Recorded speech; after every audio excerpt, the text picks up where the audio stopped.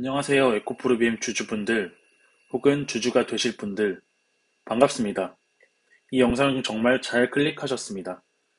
이 영상을 끝까지 시청하신다면 여러분들이 지금 가지고 있는 에코프로비엠이라는 종목의 확신과 그리고 명확한 근거들을 바탕으로 장기 보유할 수 있는 큰 힘이 되실 거라 확신합니다. 또한 에코프로비엠이라는 종목의 실적이 향후에 폭발적으로 성장할 수밖에 없는 이유를 가슴으로 받아들이고 머리로 이해할 수 있는 충분한 근거들이 뒤쪽에 마련이 되어 있으니까요. 영상 끝까지 시청하시길 부탁드립니다. 그럼 영상 시작하도록 하겠습니다. 제가 이번 영상에서 준비한 내용들은 에코프로비엠 실적이 폭발적으로 성장한다는데 왜 그럴 것이냐, 그거에 대한 합리적인 이유들, 그리고 추론할 수 있는 근거들을 바탕으로 마련을 하였습니다. 자, 그럼 하나씩 살펴보도록 하겠습니다. 첫 번째, 전기차 시장이라는 전방 산업의 구조적 성장이 지금 초입이라는 겁니다. 두 번째, 그 전기차 시장에 들어가는 전기차 배터리, 그 배터리 안에 소재 중에 핵심 소재이죠. 양극재 시장이 한국 시장에서 경쟁력이 높아지고 있다는 점입니다. 세 번째, 삼성 SDI, 그리고 SK 이노베이션과 같은 글로벌 셋업체의 핵심 밸류 체인으로 에코프로비엠이 단단히 자리 잡고 있습니다. 네 번째, 고성능 양극재로 불리우는 하이니켈이라고 불리우죠. 하이니켈의 기술력을 보유하고 있습니다. 그리고 에코프로비엠의 양극재 생산 능력이 21년 7.7만 톤에서 25년 48만 톤으로 급격하게 증가하게 됩니다. 이를 통해 고정비 효과, 그리고 규모의 경제를 이룰 수 있게 되고, 이를 통한 원가 절감과 제품 경쟁력 향상, 이를 넘어가서 회사의 경쟁력을 확보할 수 있는 중요한 핵심 키가 될 것이라고 확신합니다. 그리고 마지막으로 적혀 있진 않지만 전기차 배터리를 만드는데 4대 소재 중에 양극재가 원가 비중이 50%가 넘게 차지하고 있습니다. 그만큼 양극재는 전기차 배터리의 핵심 소재이고 그 시장도 역시 개화기에 있다는 점이 에코프로비엠에게 굉장히 긍정적인 역할을 할 것으로 사료됩니다. 기사를 하나 가져왔습니다. 2020년 말에 나온 기사인데요. 전기차 시장의 침투율이 올해 4%다. 이 말은 내연기관을 타고 있는 사람들이 96%라는 이야기고 향후에 전기차 시장이 침투할 수 있는 그리고 물량을 증가시킬 수 있는 시장이 무궁무진하다. 그렇게 이해를 해주시면 되겠습니다. 그 중에서도 전기차 시장이 극대화되면 그 안에 있는 전기차 배터리 시장도 동달아서 커질 것이고 그 전기차 배터리를 만드는 원가 구조 중에 양극재가 심지어 52%를 차지하고 있습니다. 그만큼 배터리를 만들 때 양극재는 중요한 소재라는 것입니다. 이는 양극재 글로벌 시장 전망인데 현재 20년, 21년 지금 개화기에 있는 것을 볼 수가 있고요. 그래프를 보시면 알겠지만 가파르게 시장이 성장하고 있는 모습을 볼 수가 있습니다. 이 시장이 성장하게 되면 에코프로비엠은 그대로 수혜를 볼 수밖에 없는 구조입니다. 왜냐? 하이니켈, 고성능, 주행거리가 길게끔 만들 수 있는 양극재 시장에서 기술력을 보유하고 있는 회사이기 때문입니다. 또한 삼성 SDI와 SK 이노베이션과 같은 글로벌 셋업체의 핵심 밸류 체인에 속해 있기 때문입니다. 다음은 양극재 시장이 한국이 26%를 점유하고 있다는 내용입니다. 이유는 뒤쪽에서 나오겠지만 여기 일단 보시겠습니다. 양극재 시장 같은 경우에는 20년 기준으로 중국에 이어서 한국이 26%로 두 번째를 차지하고 있다. 이렇게 발표를 하고 있고요. 여기도 보시게 되면 중국이 50%, 한국이 26%를 차지하고 있고 K토탈이 26%다. 이렇게 얘기를 해주고 있습니다. 이유는 여기 나와 있습니다. 소재의 품질과 기술 결정력을 갖춘 한국과 일본, 일부 유럽 업체들이 시장을 선도하고 있는데 이유는 양극재 시장이 단순하게 가격과 물량 공세로 움직이지 않고 기술 장벽이 존재한다는 것을 반증한다. 이 부분이 핵심 포인트입니다. 기술 장벽. 그래서 누구나 이 시장에 진입할 수 없다. 기술력이 있어야 이 시장을 먹을 수 있다. 그렇게 이해를 해주시면 되겠고 그 아래 있는 부분 보시면 하이엔드 하이네켈 양극재는 한국이 강점이다. 이 하이엔드 하이네켈을 기반으로 주행거리가 긴 배터리를 만들 수 있습니다. 그래서 여기 보시면 소재 품질과 하이엔드 기술력을 갖춘 한국 기업들이 시장을 지배할 것으로 전망한다.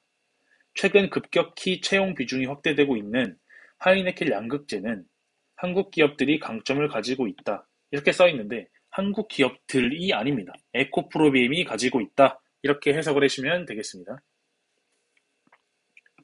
여기 보시면 하이니켈 양극재 같은 경우에는 긴 주행거리를 가질 수 있는 고성능, 고품질의 이제 양극재인데 관련 기업으로는 에코프로비엠, LNF, 포스코케미칼이 있지만 그 중에 에코프로비엠이 선도업체에 있다. 그렇게 이해를 해주시면 되겠습니다. 또한 에코프로비엠 같은 경우에는 삼성 SDI의 60%, SK이노베이션의 30%, 무라타의 10% 고객을 가지고 있고요. 포드양, 이제 SK이노베이션을 통해서 포드에 공급을 하고 있고 SDI를 통해서는 젠5 그리고 BMW에 납품을 하고 있습니다. 지금 이 장표는 국내 셀 3사의 소재 밸류체인인데요. LG에너지솔루션, 삼성 SDI, SK이노베이션 이렇게 4대 소재에 대해서 나열이 되어 있는데 여기서 양극재 먼저 보시면 에코프로뱀은 삼성 SDI 그리고 SK이노베이션의 양극재를 납품을 하고 있는 것을 볼 수가 있습니다. 그리고 중요한 것은 핵심 벤더라는 것입니다. 그리고 SDI와 SK이노베이션의 향후 양극재 채용 현황을 보시게 되면 에코프로비엠이 생산하는 양극재를 SDI에 납품을 하고 그게 BMW에 들어가고 있고요. 똑같이 SK이노베이션의 양극재를 공급을 하고 그것은 포드를 향해서 들어가고 있습니다. 또한 에코프로비엠 같은 경우에는 하이니켈 기술 독점력이 있는데요. 여기 보시면 메인 벤더 에코프로비엠은 하이니켈 양극재를 독점 납품한다. 하이니켈 강점이 있는 에코프로비엠 양극재를 적극 채용하여 SK이노베이션은 3사 하이니켈 배터리 비중이 가장 높다. 이렇게 나와 있습니다. 또한 에코프로비엠의 기술 경쟁력을 인정을 받았다는 것의 반증이죠. SK이노베이션 향 하이니켈 양극재가 약 10조 정도 수주 계약을 맺었습니다. 이거는 아마 포드에 들어갈 것으로 사료가 됩니다. 이노베이션 향 벤더별 양극재 채용 현황인데요. 에코프로비엠이 지금 급격하게 기울기가 가파라지고 있는 모습을 볼 수가 있습니다. 이 부분은 아마도 포드에 들어가는 하이니켈 양극재 10조 원 수주와 동시에 이렇게 퀀텀 점프를 한 것을 볼 수가 있을 겁니다. 다음으로 에코프로비엠은 수요가 굉장히 많기 때문에 현재 캐파 증설을 가파르게 하고 있습니다. 그래서 보시면 21년에는 7만 톤 수준의 캐파에서 25년에는 48만 톤까지 캐파를 증설하겠다고 계획을 내놨습니다. 국가별로는 한국이 23만 톤, 미국이 11만 톤, 유럽이 14만 톤으로 총 48만 톤의 생산 능력 확보를 목표하고 있다. 이렇게 발표를 해줬고요. 그래프를 보시게 되면 더욱 기울기가 가파른 것을 볼 수가 있어요. 21년도에 7만 톤 수준에서 25년도에 48만 톤 수준으로 기울기가 굉장히 가파르죠.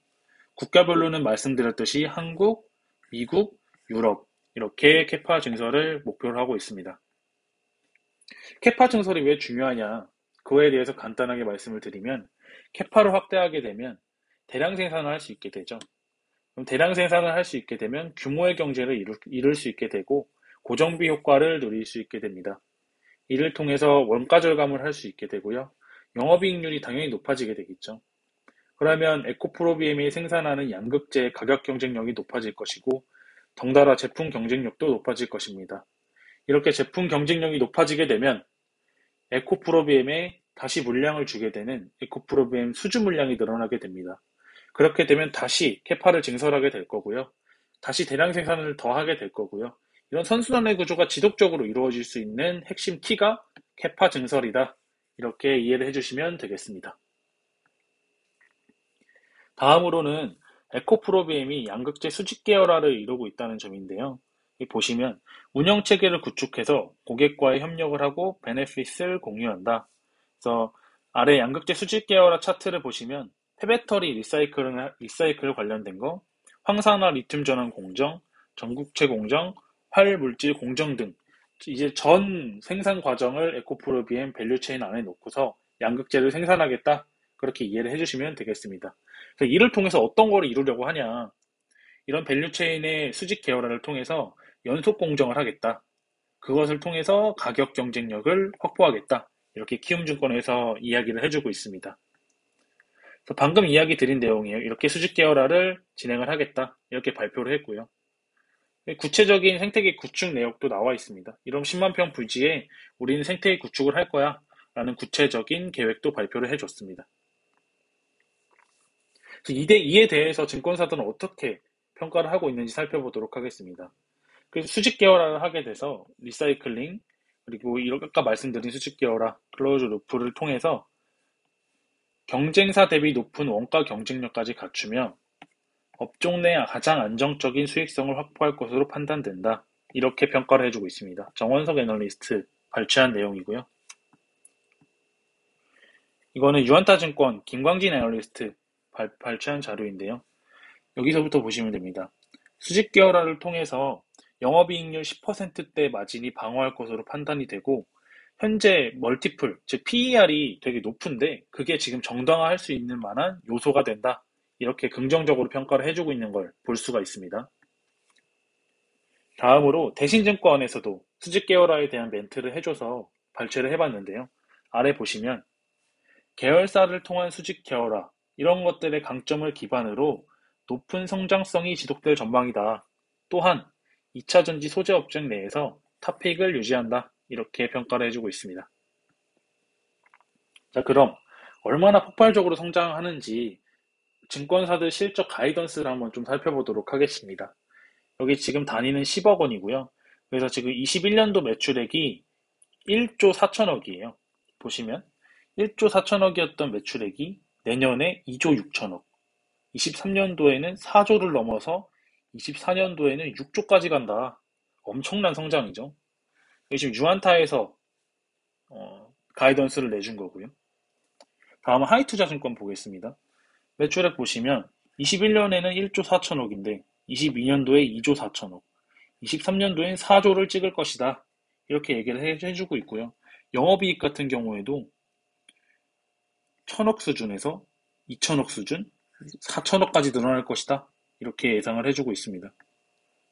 그래프를 보시게 되면 한눈에 딱 들어오죠. 이게 지금 매출액인데 기울기가 굉장히 가파릅니다.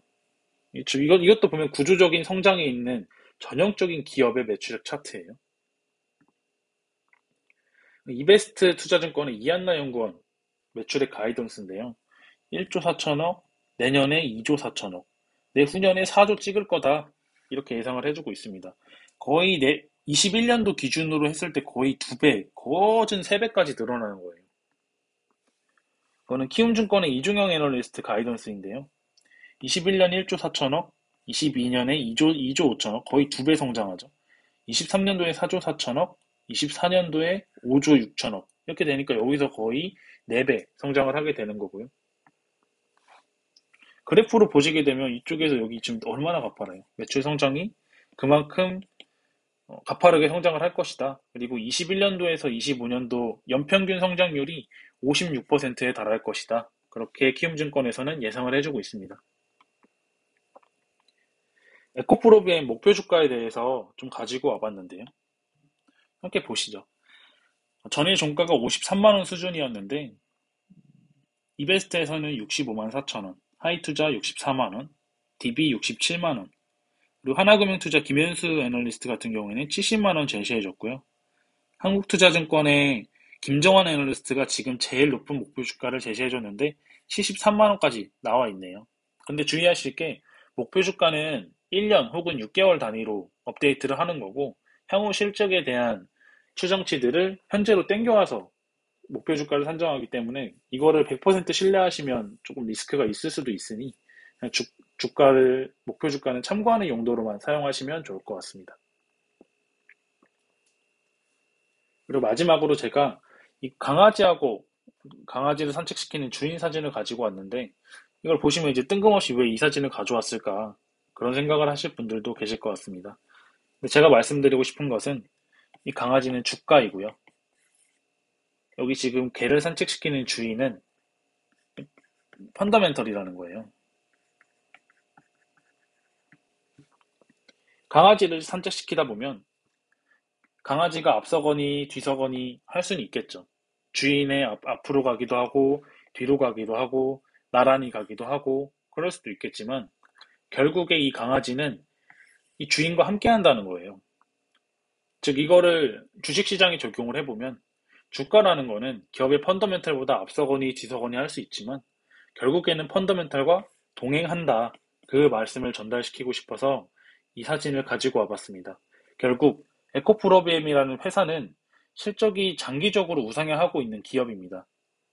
그런데 매크로 이슈, 즉 금리니 테이퍼링이니 채권 매입이니 환율이니 뭐 오미크론이니 기타 등등 매크로 이슈가 너무 시끄러워서 회사는 계속 성장하고 있는데 주가는 오히려 빠지기도 하고 그대로 있기도 하고 혹은 성장하기도 합니다.